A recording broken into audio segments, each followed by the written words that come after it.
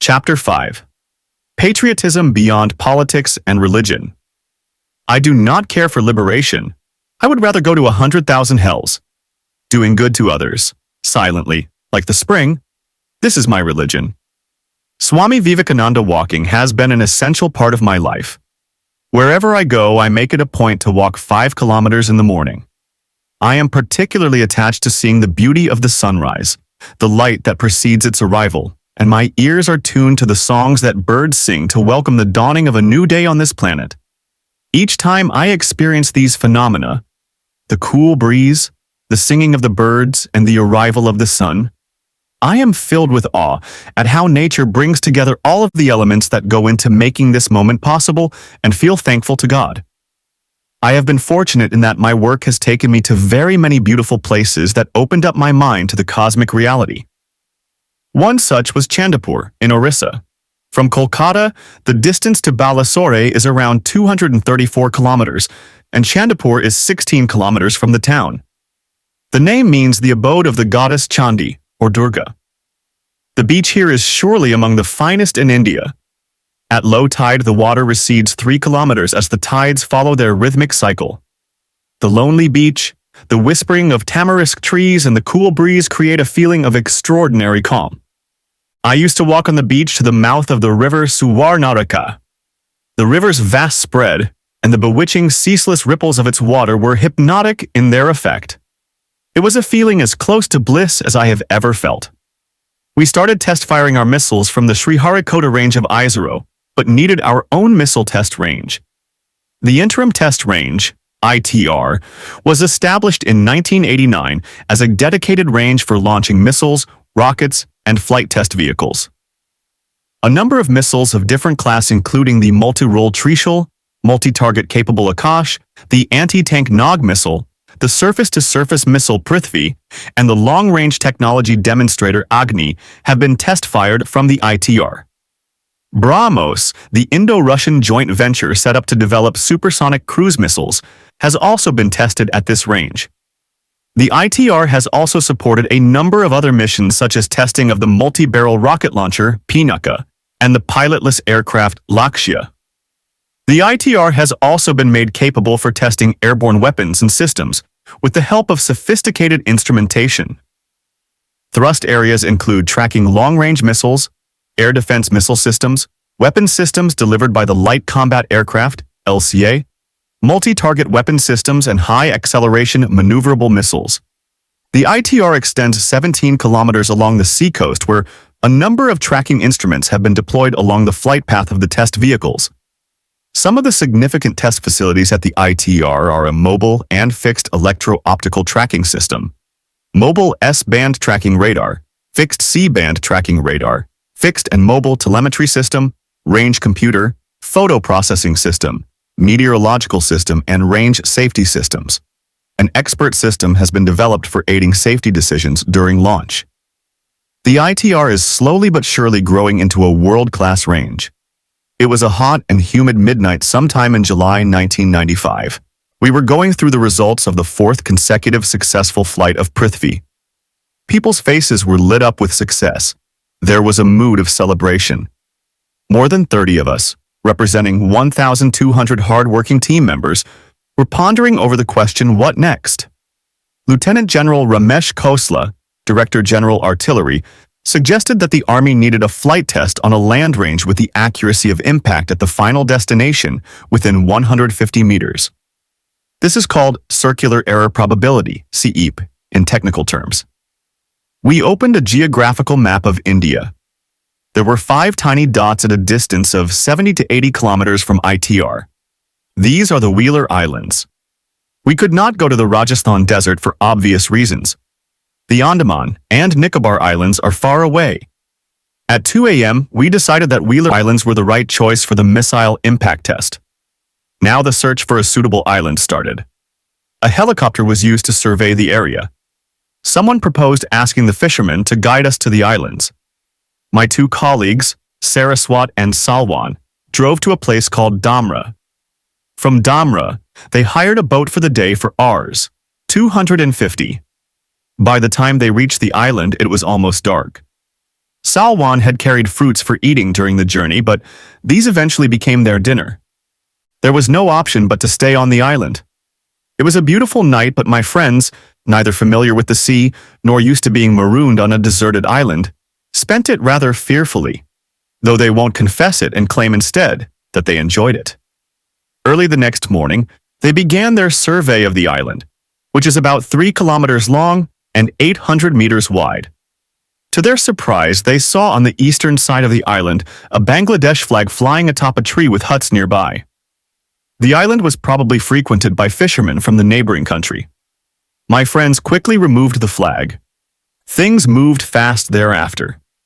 The district authorities, including forest and environment officers, visited the island. Soon after, I got the defense minister's clearance to acquire the islands. The formalities were gone through with the Orissa government and the forest department to transfer the land. I personally met the concerned senior officials to make the file move to the desk of the chief minister. I also wrote a detailed letter to the chief minister explaining why we needed the islands for DRDO work, especially for use as a range for experimental purposes. We had already done preparatory work before moving the application. There were typical questions about fishing activity in the vicinity, the disturbance that might be caused to turtle migration, and above all, the cost of the islands. Within 10 days, we got an appointment from the chief minister. I had heard a lot about Chief Minister Biju Patnaik, particularly about his days as a pilot and his friendship with President Sukarno. When I entered the chief minister's chambers with Major General K.N. Singh and Salwan, he welcomed us warmly. To me, he exclaimed, "Oh, my friend Kalam, I have followed your work from the time of Dr. Sarabhai to now. Whatever you ask, I will give." In my presence, he signed the Orissa government's decision to give to DRDO all the 4 islands and said, "Kalam, I have given the approval you asked for. I know you will use it well. Your mission, the missile program, is very important to the country. Anything needed from Orissa will be yours." Then suddenly he held me and gave me a very affectionate hug. He said in a demanding tone, "Kalam, you have to give me a promise and assurance to the nation. The day India makes its own ICBM, I shall be stronger as an Indian." There was silence. I had to respond immediately. Biju Patnaik was a man with a tremendous personality and deeply impressive as a leader too, one whose love for the nation transcended politics. I looked straight into his eyes and said, "Sir, we will work for your mission. I will discuss your thought in Delhi." Some 40 years ago, the daredevil Biju Patnaik piloted his Kalinga Airways plane into Jakarta to find Indonesian President Sukarno in the first flush of fatherhood. Sukarno's wife had delivered a baby, and the family was searching for a name for the newborn girl when Bijuda called on them. Sukarno explained the problem on hand to the visitor from India. Biju Patnaik cast his mind back to the clouds that had greeted the baby's arrival and suggested the Sanskrit equivalent for them. Sukarno's daughter was promptly christened Megawati, and thus the daughter of the leader of the world's largest Muslim nation got a Hindu name. For great men, religion is a way of making friends. Small people make religion a fighting tool. Many years later, after several political upheavals, Megawati Sukarno Putri would become first the vice president and then the president of Indonesia. Lament, my friend, at the passing away of a generation of politicians with a voice, vision, and reach that went far beyond our borders. Lament at our state-sponsored, abnormal, and paranoid fixation with a particular country that has blinded us to the rest of the world, including the Third World, which we used to head not so long ago. And weep softly at what we have reduced ourselves to in the comedy of nations. For a large country with 1 billion people, a country with a thriving industry and a large pool of scientific talent, a country, moreover, that is a nuclear power, India does not count for as much as it should. In terms of our influence in world affairs, probably no other country is so far below its potential as we are. After Pokhran II, the West speaks about India and Pakistan in the same breath. Is it not in our national interest to demonstrate to the world that we can think of a world beyond Pakistan, that we are a qualitatively better, more mature, and secular country with a greater commitment to the values of democracy and freedom? During March 2002, I was teaching about 200 final year students of engineering at Anna University, and I gave a series of 10 lectures on technology and its dimensions. On the final day of the interaction, there was a discussion on dual-use technologies. One of the students raised a question. "Sir, I have recently come across Dr. Amartya Sen's statement that the nuclear weapon test conducted in May 1998 by India was ill-conceived. Dr. Amartya Sen is a great economist and a Nobel laureate who is much respected for his ideas on development. A comment from such a personality cannot be ignored. What is your view on his comments?" I acknowledge the greatness of Dr. Amartya Sen in the field of economic development and admire his suggestions, such as that thrust should be given to primary education, I said. At the same time, it seemed to me that Dr. Sen looked at India from a Western perspective. In his view, India should have a friendly relationship with all countries to enhance its economic prosperity. I agree, but we must also bear in mind India's experience in the past. Pandit Nehru spoke in the United Nations against nuclear proliferation and advocated zero nuclear weapons in all the countries. We know the result. One should note that there are more than 10,000 nuclear warheads on American soil. Another 10,000 nuclear warheads are on Russian soil, and there are a number of them in the UK, China, France, Pakistan, and some other countries. The START II and the recent agreements between the USA and Russia only talk about reducing the number of nuclear warheads to 2,000 each, and even these agreements are limping. Nobody takes the reduction of warheads in serious terms. There should be a movement by those who are against the May 1998 test in America and Russia or other Western countries to achieve zero nuclear weapon status. It is essential to remember that two of our neighboring countries are armed with nuclear weapons and missiles. Can India be a silent spectator? India has been invaded in the last 3,000 years by a succession of conquerors, including the British, French, Dutch, and Portuguese, either to enlarge their territory or to spread a religion or to steal the wealth of our country. Why is it India never invaded other countries, with a few exceptions in the Tamil kingdoms? Is it because our kings were not brave enough? The truth is, Indians were tolerant and never understood the true implications of being ruled by others for generations. But after the long independence struggle, when we got our freedom and the country got united and has physical boundaries, is it possible to remain with economic prosperity as the only goal? The only way to show the strength of the country is the might to defend it. Strength respects strength and not weakness. Strength means military might and economic prosperity. The decisions and policies of the United Nations Security Council are dictated by the countries who possess nuclear weapons. How is it we did not get a seat in the Security Council so far, but now other nations are recommending that India be made a member? In this regard, there is another incident I would like to narrate. My friend, Admiral L. Ramdas, who retired as the naval chief, told me that he and a group of people would hold a demonstration before Parliament protesting against the nuclear test carried out in May 1998. I replied to my friend that he and his group should first demonstrate in front of the White House and the Kremlin against the large quantity of nuclear warheads and ICBMs there. I called on my people to rise to greatness. It is a call to all Indians to rise to their highest capabilities. What are the forces which lead to the rise or fall of nations? And what are the factors which go to make a nation strong? 3 factors are invariably found in a strong nation: a collective pride in its achievements, unity, and the ability for combined action. For a people and a nation to rise to the highest, they must have a common memory of great heroes and exploits, of great adventures and triumphs in the past. If the British rose to great heights, it is because they had great heroes to admire, men like Lord Nelson, say, or the Duke of Wellington. Japan represents a fine example of national pride. The Japanese are proud of being one people, having one culture, and because of that, they could transform a humiliating military defeat into a triumphant economic victory. All nations which have risen to greatness have been characterized by a sense of mission. The Japanese have it in large measure. So do the Germans. In the course of 3 decades, Germany was twice all but destroyed. And yet its people's sense of destiny never dimmed. From the ashes of the Second World War, it has emerged a nation economically powerful and politically assertive. If Germany can be a great nation, why can't India? Unfortunately for India, historic forces have not given a common memory to all communities by taking them back to their roots a millennium down the ages. Not enough effort has been made in the last 50 years to foster that memory.